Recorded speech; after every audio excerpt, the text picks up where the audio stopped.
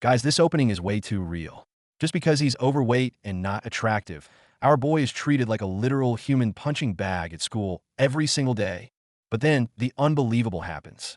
Check this out. He wakes up and boom, he's got a second body. A perfect, super handsome, model tier body. He literally just switched from nightmare mode to a power fantasy. Meanwhile, in another corner of the school, tensions are running high. This dude in the shades is getting all up in Zach's face, taunting him, trying to rise out of him. And Zach, he's trying so hard to keep his cool, but you can tell he's about to snap. But hold up, it's not the sunglasses guy fighting. Our boy Daniel steps in, and he is unleashing on Zach. Look at that speed. Even the onlookers can't believe their eyes. Where did this kid learn to fight like that? He's a natural. The fight is getting absolutely wild. Punches are flying from every direction, and someone just got sent airborne. The crowd is losing their minds. This is way more than just a schoolyard scuffle. This is a full-on brawl. And after that humiliating defeat, look at Zach try to blow off some steam. But man, it is just not his day. He's struggling with the weights, completely losing his form, and just having a total meltdown. Rough day to be Zach Lee. But while all that drama is going down at school, something way creepier is happening elsewhere. This dude is using Street View to stalk Zoe, pinpointing her exact location. And look at him, he's totally obsessed.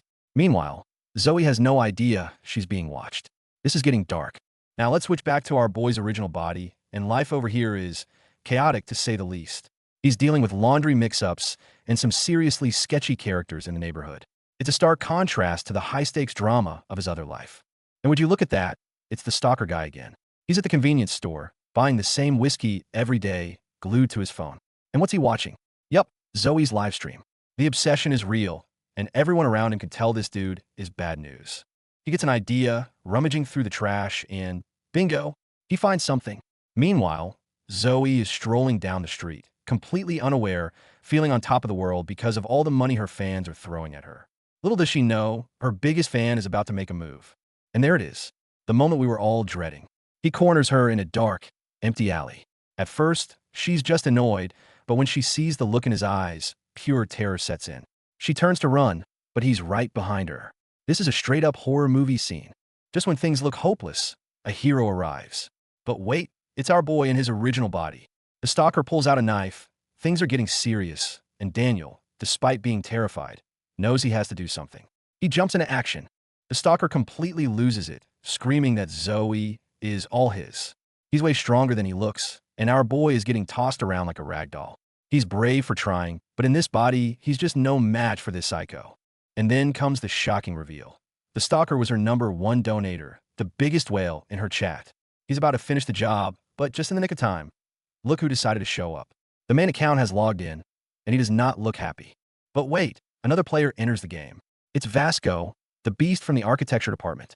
He grabs the stalker's arm mid-stab, and with that death grip, he just says, "I saw everything, you punk." Oh, this guy is about to get wrecked. Let's switch gears for a bit. Back at school, Zach is bullying poor Namsu into finding him some rare Jordans online. Namsu is clearly not comfortable with this, getting all stressed out trying to negotiate with sellers. Classic Zach, making everyone else do his dirty work. But hey, after some intense negotiation, he actually pulls it off. He gets the price down, and the seller agrees. And then he checks their profile, and plot twist. The seller is a super cute girl. Suddenly, this errand doesn't seem so bad after all. Our boy Namsu is seeing an opportunity here. So, of course, Namsu agrees to meet up in person. But his classmate overhears the whole thing and decides he wants in on the action, claiming he's an expert at spotting fakes. Yeah, right. We all know what he's really after. He's trying to kill two birds with one stone. To prepare for the big meeting, Namsu goes full-on Inspector Gadget. He's got shoulder pads, but pads, height-increasing insoles, the whole 9 yards. Look at him, suiting up like he's Iron Man going into battle. This is the next stage of human evolution, apparently. But when he gets to the meetup spot, the vibe is not great. Instead of a cute girl, he's met with some tough-looking dudes, and the conversation quickly turns to money and threats. This was supposed to be a simple shoe deal, but it started to look like a shakedown. Back at school, the aftermath is clear. Poor Namsu is a wreck, completely traumatized by what happened. And for the first time, we actually see a flicker of guilt on Zach's face. He knows this is his fault. Just then, Yui shows up, walking right into the middle of the drama. But they're not just going to let it slide. They come up with a plan. Use the same scammer tactics to lure the culprits into a trap. They'll pretend to be a buyer, set up a meeting, and get their revenge. The The sting operation is a go. As they set the plan in motion, they realize the scammer's chosen meeting spot is a notorious trap. But this time, they're coming prepared. They've brought in the heavy artillery. Vasco is here, and he looks ready to tear someone apart. The scammers have no idea who they're messing with. The meetup turns into an all-out war at what looks like a judo club. And look who else is here. Our boy Daniel in his prime body, showing off his skills. But he's not the only one. Suddenly, everyone is coming out of the woodwork, each one claiming to be the strongest in the dojo. This just turned into a battle royale. After that insane brawl, the crew regroups outside to figure out their next move. The scammers have been dealt with, but it feels like this is just the beginning of something bigger. What new trouble will they find themselves in next? And just like that, all hell breaks loose. Our boy Daniel is throwing hands, and it looks like he's actually got some serious boxing skills. He lands a solid hit, and the other guy is just stunned. Look at the crowd's reaction. Some are cheering, but Zach's friends are freaking out. They have no idea who this new challenger is. Backing up a bit, let's see what led to this mess. So Zach is walking down the street, acting all high and mighty, checking out girls and being a total jerk. He provokes some people, gets into a scuffle, and ends up getting his butt kicked. But even bloodied on the ground, this guy's pride is something else. He's swearing it's not over. Dude, you just got wrecked. And the drama spills back into the school hallways. The tension is so thick you could cut it with a knife. You've got guys trading insults and posturing. It's clear the fight from before didn't solve anything. It just made things worse. Meanwhile, the leader of the opposing crew is absolutely fuming. With a bloody forehead and a look that could kill, he summons his top guys. You can just feel the rage coming off him. This is far from over. He's gearing up for some serious payback. And the brawl is back on. This is absolute chaos.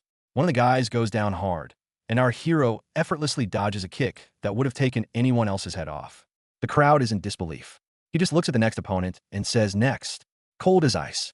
He's taking them on one by one. Now we've got a classic matchup. A speedy boxer against a grappler who just needs one good hold to end it. The boxer is dancing around, landing shots, while the big guy is getting more and more frustrated, yelling, "If I grab you, it's all over."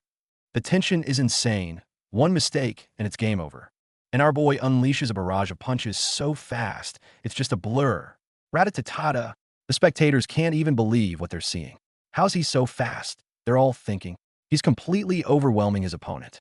After that flurry, he just stands there, catching his breath, ready for the next one. What a beast. Everyone's losing their minds, trying to figure out who this new guy is. He's fighting with such determination, and the crowd is chanting Zach's name, totally confused. But our boy isn't fazed. He looks his opponent dead in the eye and taunts him. How's this? Fast, huh? The confidence is off the charts. Just when they thought it was over, enemy reinforcements show up. Our crew is totally spent. But just in the nick of time, the guy with the tattoos, Vasco, steps in. Now rest. He tells Daniel, "I can take it." But Daniel, ever the hero, refuses to back down. "I'll break through. Follow me." What a leader. The aftermath is brutal. Looks like they were completely overwhelmed. "We're no match for them," someone says. The situation seems hopeless. And get this, there's talk of a tracking app being installed. So not only are they beaten, but they're also being watched. The plot just got way more complicated. But wait, look at this. The blonde punk thought he had the upper hand, but he messed with the wrong guy. With a single, bone-crushing shoulder grab, our black-haired beast completely neutralizes him. The crowd is in awe. They're calling him a monster. You can see the pure terror in the blonde guy's eyes. This is a different level of power. So this blonde guy, Zach, he's a big shot among the sophomores. He's waiting for his crew when they all get called to a massive brawl. And damn, he holds his own, taking down a whole group by himself. Even the black-haired powerhouse from before gives him a nod of respect. Okay, so Zach's not just all talk. Amidst all the fighting, we get a little character moment. One of the guys is sick of the daily brawls and even tells Zach to quit smoking if he ever wants to get a girlfriend. But the peace doesn't last. Suddenly, everyone is running for their lives, screaming about the boxer and tattoo guy. Our boys have officially become the school's boogeymen. After all that fighting, you'd think their biggest problem is rival gangs, right? Wrong. Someone gets their $300 sneakers jacked, but that's nothing compared to the sudden, horrifying realization. It's almost test time. Look at him freaking out. He hasn't cracked a single book. The fear in his eyes is real. Exams are the true final boss. The panic turns into motivation. After a call with his mom, our boy Daniel feels a new resolve. He's going to ace this test for her. And then it hits him. He has two bodies. He can literally study 24/7. What a life hack. His master plan? Go ask the top student in class, the quiet and mysterious Jay, for help. So Daniel pulls up to school in his original body, and people are starting to notice a change. They're whispering that he looks stronger, more confident. He even has a chat with Duke, who's become way more popular lately. Daniel is genuinely surprised and happy for his friend's success. It's a wholesome moment. Later that night, while working his shift at the convenience store, Daniel gets an unexpected visitor. It's Zoe, one of the popular girls from school. She corners him, gets right in his face, and starts asking if he's single. Then she drops the bombshell. She wants to tutor him.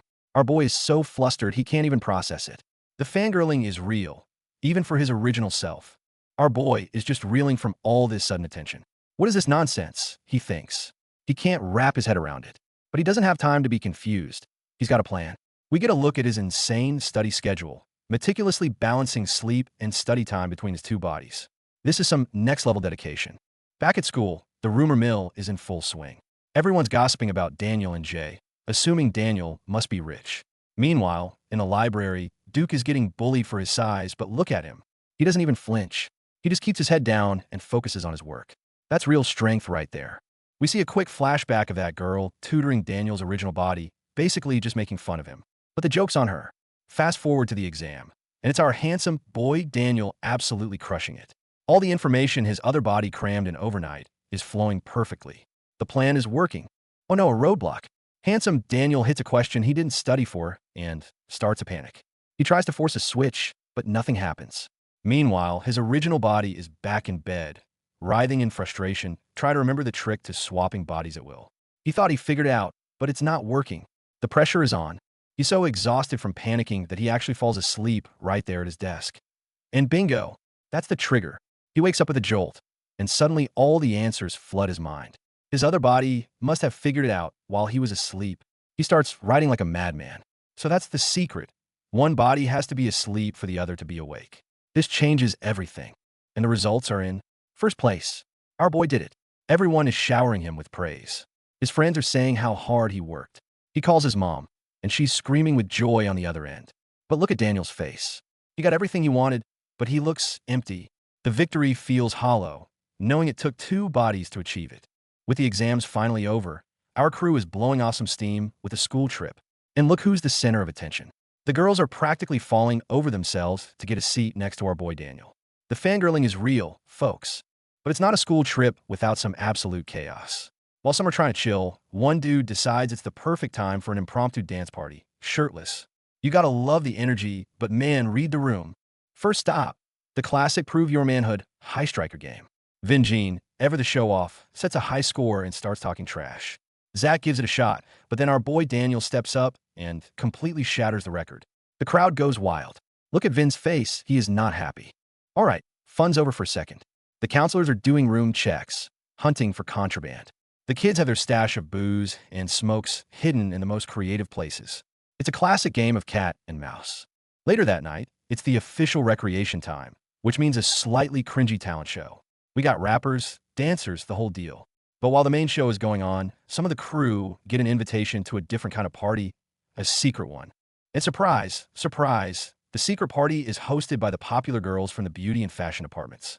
They're all over Daniel, of course. Zach, being a good wingman, or maybe just bored, tags along. The social games are just beginning.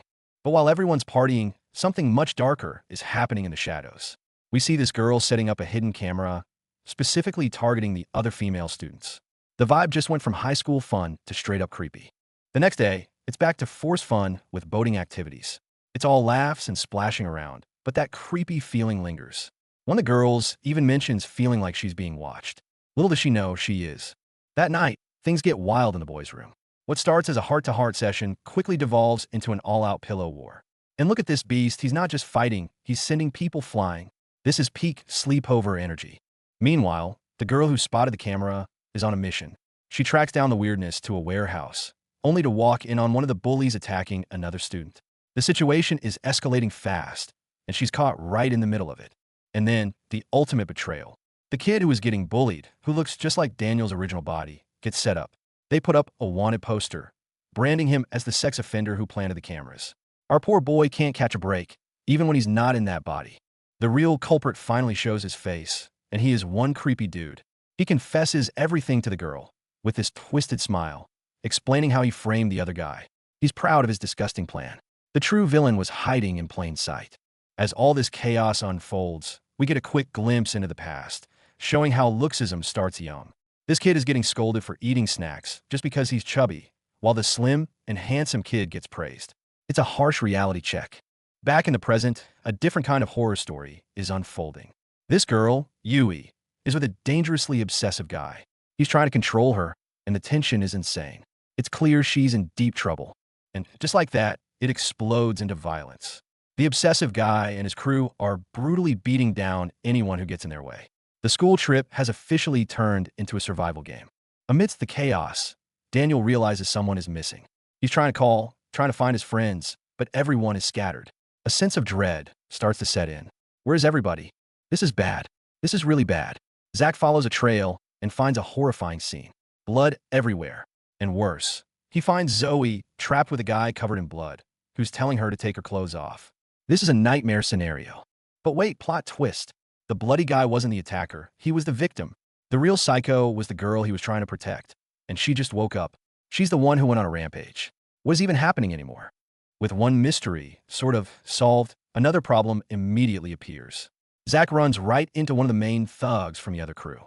There's no talking this out. It's time to throw down. Zach, our boxer, is in deep trouble. His opponent is a skilled Muay Thai fighter, and he's completely cornered. With no room to use his boxing, he realizes he has to fight dirty to even survive. It's not working.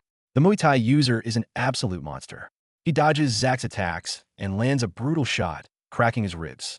Zach is getting systematically dismantled, and the guy is enjoying every second of it. It's over. Zach's arms are broken, his ribs are shattered, but he's still standing.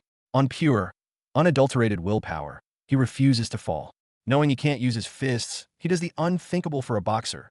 He winds up for a high kick. This is his final, desperate attack. Meanwhile, let's switch gears and check in on our boy, Daniel. He's just collected his second paycheck from the convenience store, and the first thing on his mind? His mom. Look at him, thoughtfully picking out a gift in the women's section. The store clerk teases him about buying it for a girlfriend, but this kid's got a heart of gold. He's all about giving his mom a surprise. To deliver the gift personally, he switches back to his original body and heads to his old neighborhood. Man, the PTSD is real. He's walking on eggshells, terrified of running into any of his old bullies. But you know how it goes. What you fear most is exactly what you'll find. A familiar voice calls out his name. And it's not just one of them, it's the whole damn crew. They immediately recognize him, calling him Piggy, and just like that, all the old trauma comes flooding back. Look at the pure panic on our boy's face. He's cornered, with absolutely nowhere to run. The confrontation gets nasty. They start mocking him for transferring without a word. Then, they take it a step further, calling their boss to come deal with him, saying they found a new Pikachu, a new gopher, and punching bag. They are loving every second of his misery. Of course, the verbal abuse quickly turns physical. But wait a second, our boy isn't the same weakling he used to be. Some of the strength and skill from his handsome body has carried over. He's actually fighting back, stunning these thugs. Just as he gains a sliver of hope, however, a text is sent.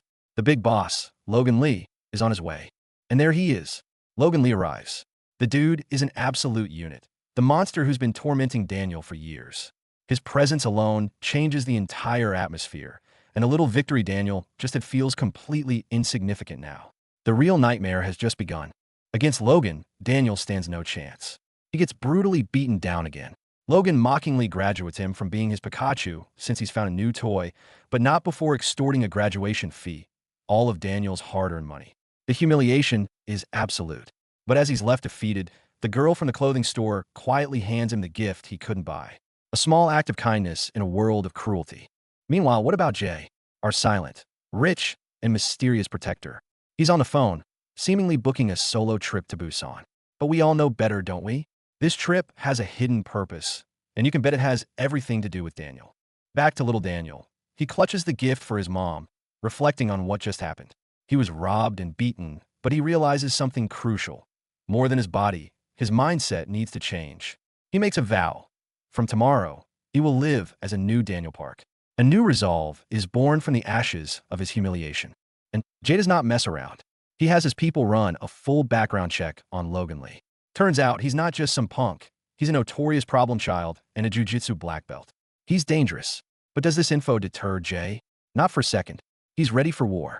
While Logan's lackeys are arguing over the money they stole, A dark figure emerges from the shadows. It's Jay. They call him the monster for a reason. He moves silently and strikes effectively. He's here to collect Daniel's debt with interest. While all this is happening, our boy Daniel is fast asleep in his handsome body, completely unaware that his friend is fighting a battle for his honor. The next morning, the crew finds a bunch of boxes delivered to their doorstep. Inside, every last cent of the stolen money. Jay confronts Logan Lee directly. Logan, being the arrogant meathead he is, completely underestimates the silent blonde kid. Jay doesn't say a word, just takes off his jacket, ready to throw down. Intrigued, Logan leads him to his jiu-jitsu dojo to make an example out of him. He has no idea who he's dealing with. Meanwhile, in the wider world, other players are on the move. There's talk of surveillance, missions, and a chairman, hinting at a much larger conspiracy at play. The world is bigger than just high school bullies, and the plot is thickening. Back at the dojo, the fight begins. As a jiu-jitsu expert, Logan is in his element, effortlessly applying grapples and submission holds. He's treating it like a joke, but Jay is surprisingly resilient, enduring the pain and calmly looking for an opening. But Logan's skill and raw power are just overwhelming. He locks Jay in a brutal chokehold, cutting off his air. Jay struggles, veins popping, but the gap in technique is too wide. He's pushed to his absolute limit, yet he still refuses to tap out. This is the moment Daniel wakes up. He switches back to his handsome body and finds Jay unconscious and battered. The realization hits him like a ton of bricks. Jay fought Logan for him. A wave of pure, unadulterated rage washes over him. He's done being a victim. Daniel storms out and confronts Logan, and the fight is immediate and intense. Using the copycat ability of his perfect body, Daniel starts dodging and blocking Logan's attacks. Logan is completely shocked. This isn't the same kid he toyed with yesterday. This is a monster. Fueled by rage and the memories of every fight he's witnessed, Daniel is on a different level. He remembers Vasco's power, Zach's speed. He knows he can win. He's no longer just defending himself. He's fighting to protect his friend, and he roars that he will defeat Logan Lee and take everything back. Let's fast forward to the aftermath. Daniel is at the clothing store when suddenly, Jay appears, looking perfectly fine. The store staff, who previously mistreated little Daniel, are now bowing and scraping, offering VIP treatment. The power of looks and money is on full display. What a turnaround. But the real change is happening elsewhere. Little Daniel, having hit rock bottom, makes a decision. He walks into a gym, finds a tough-as-nails female trainer, and declares that he wants to change. Not just his shell, but his entire self. He is ready to go through hell to get strong. Because he knows if he doesn't, this will be his reality forever. The bullies find him again, playing a cruel game, forcing him to crawl on the ground like a dog against a 30-second timer. This final degrading act is the last push he needs. He'd rather die than live like this anymore. The journey to true strength begins now. While little Daniel is starting his hellish training, our main boy isn't slacking off either. He's out here jogging with the tough-as-nails Vasco. And look at Vasco, he's absolutely dying, muttering, "I want to die," with every step. But Daniel's right there, pushing him, telling him he can do it. When Vasco asks if this will even work, Daniel drops the truth bomb. There are no shortcuts. That's the spirit. And we cut back to the school. Our boy shows up with his hands all bandaged, battle scars from his previous fight.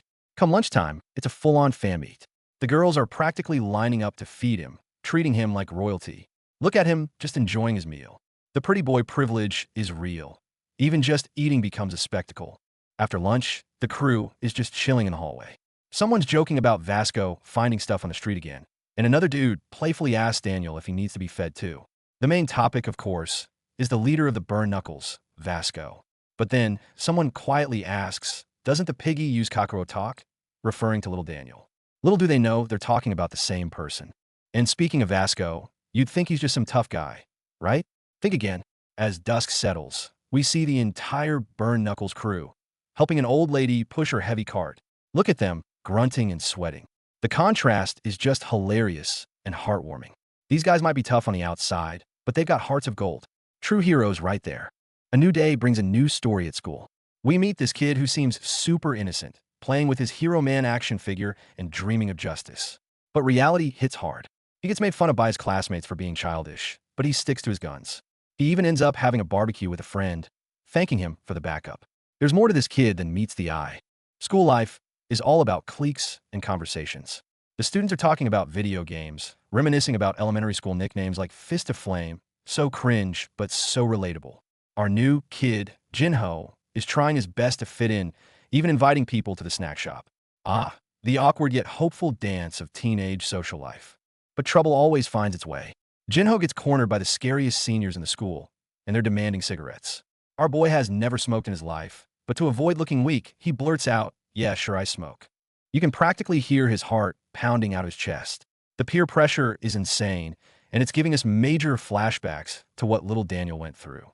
And of course, try to act tough backfires spectacularly. These scumbags see right through him and just start wailing on him, throwing punches and insults. It's the same old story. The faces of bullies are always this ugly. Poor Jinho, he just transferred, and already he's caught in this nightmare. After the beating, Jinho doesn't show up for school. The classmates are buzzing, convinced he's not the type to run away. They know something bad must have happened. And they're right. The real horror is just beginning. Meanwhile, it looks like Big Daniel is walking into some trouble of his own. Our boy Daniel turns into an alley and immediately gets surrounded by a seriously shady crew. On the inside, he's still our little Daniel, and he is visibly terrified, trembling. These guys start talking in weird code, asking stuff like, when does the cicada fall to the ground? The answer? When it dies. The vibe is chilling, and look at Daniel, he's scared stiff.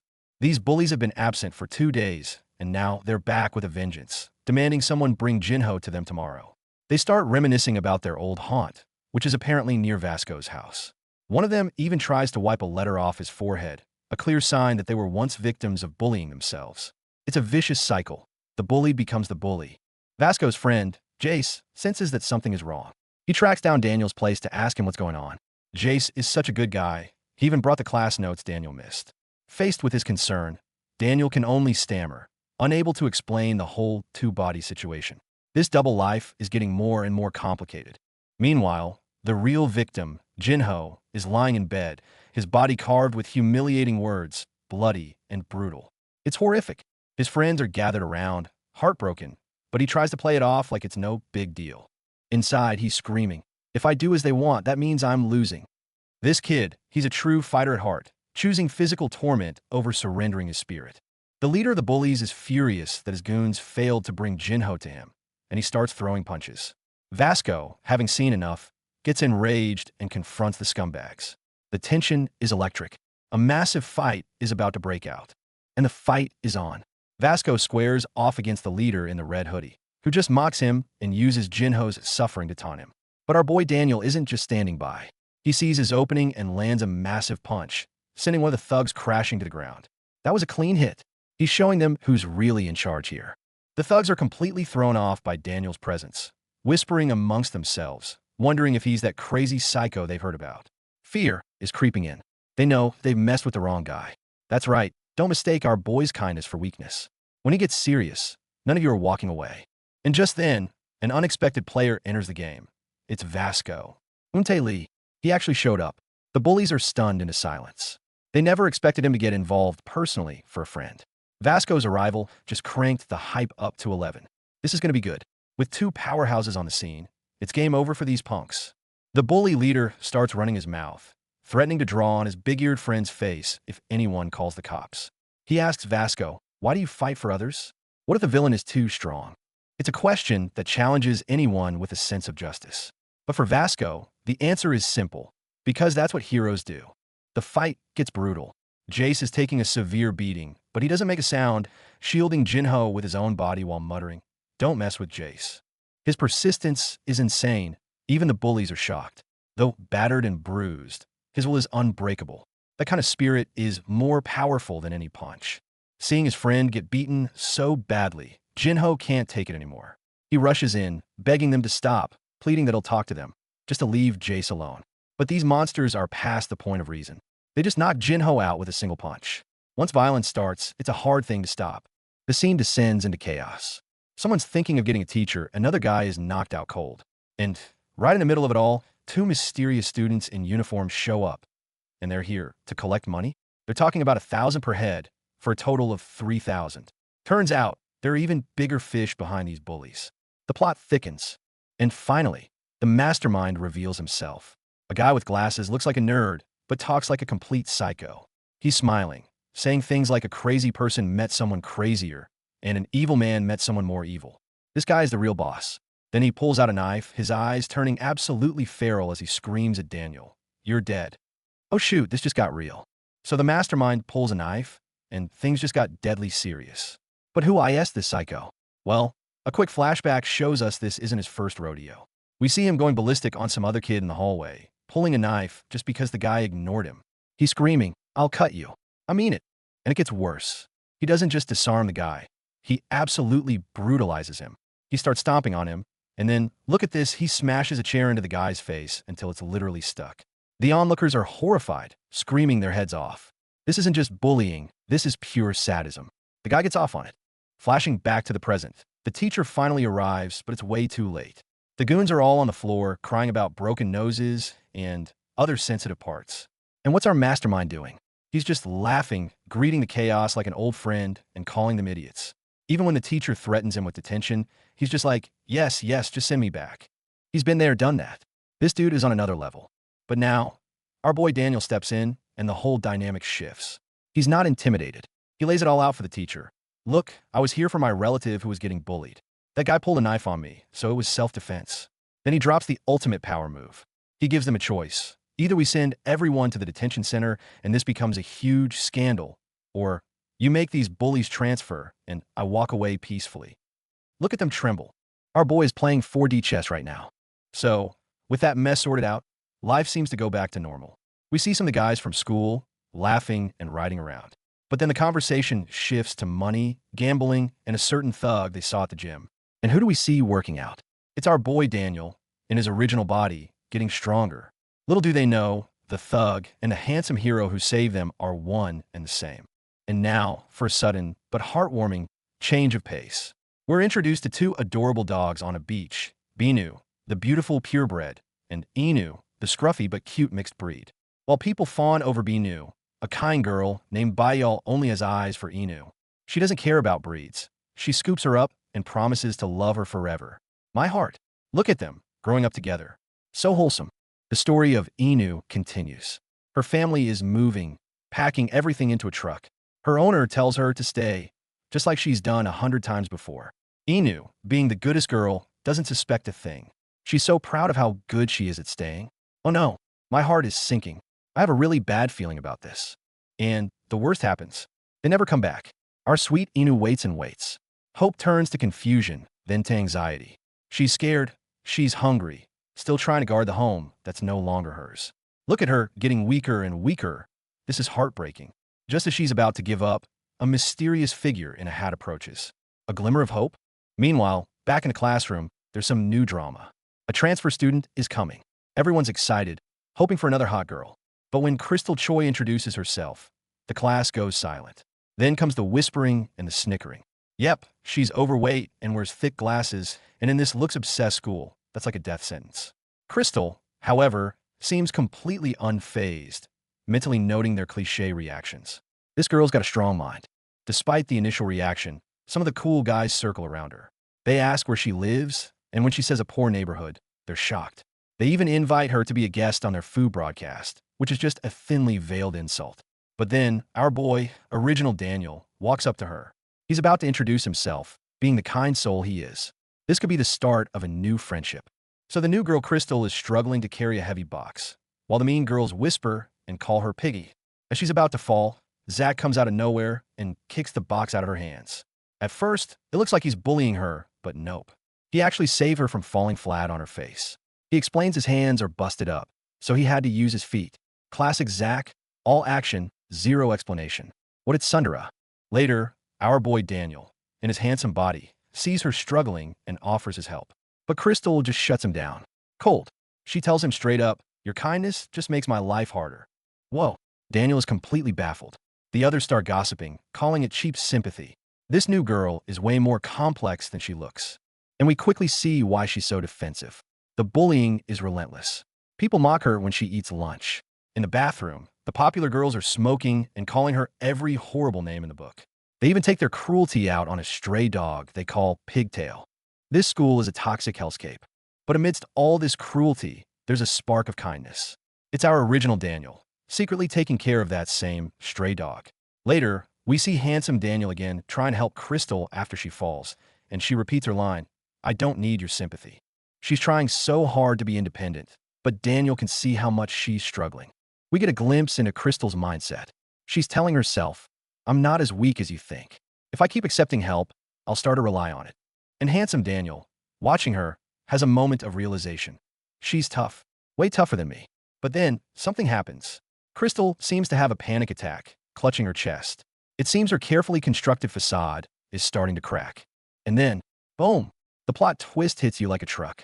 We see Crystal's other self, a beautiful, stunning girl waking up in a luxurious bed.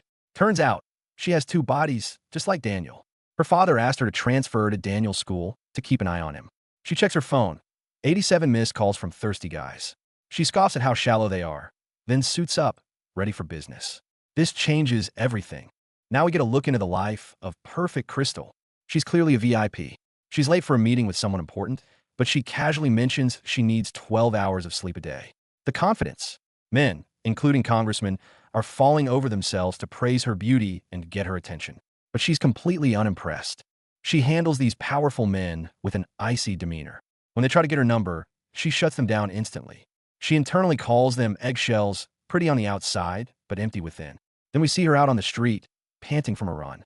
Just like Daniel, she's working hard to maintain her other body. Even in her perfect body, her thoughts are with her other life. She's worried about Inu, the stray dog. Wait a minute. Inu is her dog that she had to leave behind. The pieces are connecting. She goes out at night and finds our original Daniel at the convenience store, taking care of her dog. She's stunned to see him.